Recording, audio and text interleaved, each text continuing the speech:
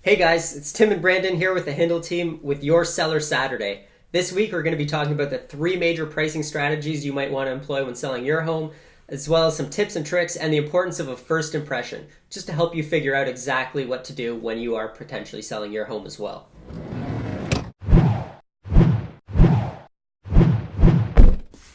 So starting off, for the first strategy that we have is pricing your home at market value. So when you're pricing your home at market value, you have to understand that is the absolute best thing you can do and why most realtors suggest it. And when you're pricing your home at market value, you're going to get the most potential buyers that are serious about buying your home. You're gonna get the most offers from that, and you're not gonna have people walking through and not putting in offers because they think you're not serious. You're also not gonna have people that are really lowballing you because they think they can. So really pricing at market value is where you want to be, and determining that market value is done through looking at comparable properties that have sold, some that are still currently listed, so your competition, and some that have not sold, so you know this is a value that my home probably will not sell for. Yeah.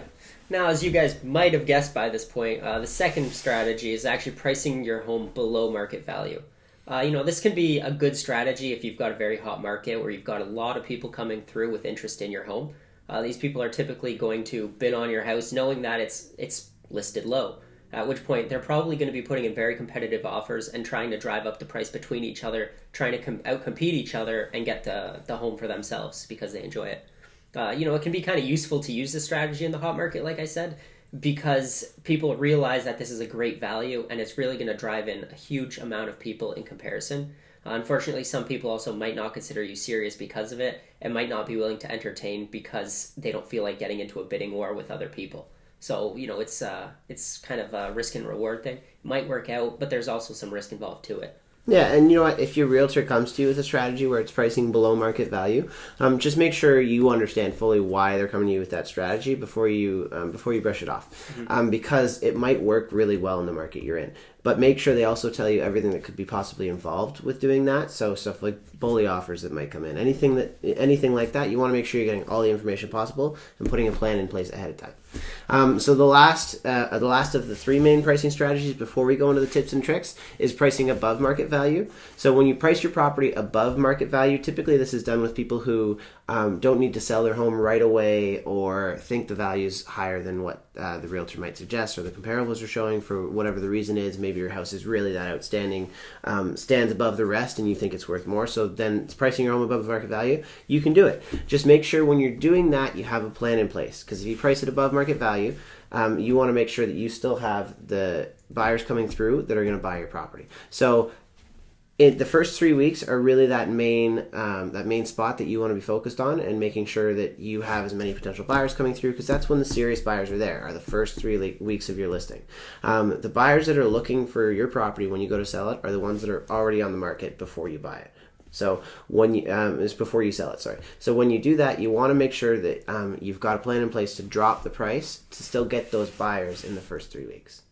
Yeah, definitely. Just jumping right into the tips and tricks. There's pricing strategy changes. Typically when you're listing your house at a high value, you can probably expect, if you don't have a lot of people coming in, you're going to be dropping that value close to where market value is, to show people you are serious about selling your home.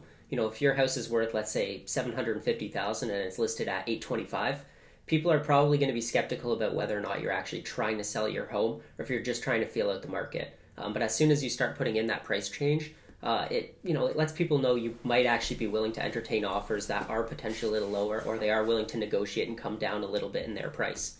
Another important thing to do is make sure you have a pricing plan in place before you ever start. If you've listed your home low, know that you're not going to entertain any offers below a certain value, or if you're listing your home high, know that you're, after 2 weeks, let's say, without an offer on the home, you're going to bring that value down, just closer to market value in order to get some offers in on your home. Having this in place is really important, because if you don't really have this in place, you might stall, you might sit there waiting on the market for a little too long. And those first 3 weeks are really crucial for bringing people in, because that's when everyone is on the market and seeing that your property is new and fresh. So that's when you're going to see the most traffic, so you really don't want to waste that time. Yeah, so you've heard us say it twice now about those first 3 weeks. On top of those first 3 weeks, And what those first 3 weeks really encompass is the importance of first impressions. So when you're going to sell your home, yes, this entire video has been talking about pricing strategies, but setting your price also starts before you're actually determining your price. It happens beforehand when you're renovating your home to make sure it's selling for top dollar, and when you're marketing your home. Every piece of the strategy, every piece of the puzzle is what goes into determining this price, and so there's a lot more to it. But really the last thing I want to talk about is the importance of first impressions.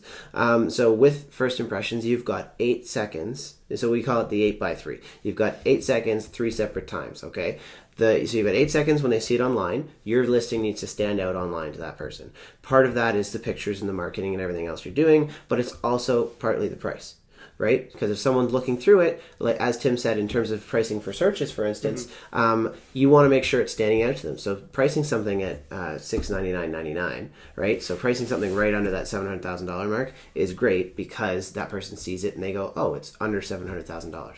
So you want to make sure you're impressing them online, and then you want to make sure you're impressing them when they step out of the car and they're walking up to the door, which we covered in one of our previous videos on exterior home improvements. And then you want to make sure you're impressing them when they first walk into the door, because when someone is impressed in those first 8 seconds, they will let the small things slide, like a scrape in the flooring or a handle that's a little bit loose, whatever it happens to be. They'll let that kind of stuff slide. But if they aren't impressed, if they walk up and they don't like the property, then as they keep going through those specific things, they're going to nitpick every little one. And when it comes time to negotiate on a sale, those people are the ones who will say, oh, actually, no, I want to, you know what, I need another $1,000. Oh, I need another $1,000. So really, you want to make sure that you're impressing people right from the get-go with your price and with everything else, so that they're actually falling in love with the property and they're not going to be a hassle for you. And you know what, that covers our video today. You should definitely check out the entire blog, which will be linked out in the description below, because it does link out to all the other articles we've talked about, not just interior and exterior home improvements, but it also links out to everything else you can do to get top dollar for your home. So make sure you check it out there, like our Facebook page, and subscribe to our YouTube channel. That way you can get all this great content and we can pass that along to you and you can spread the word. Thanks very much. Have a good one, guys. Take care.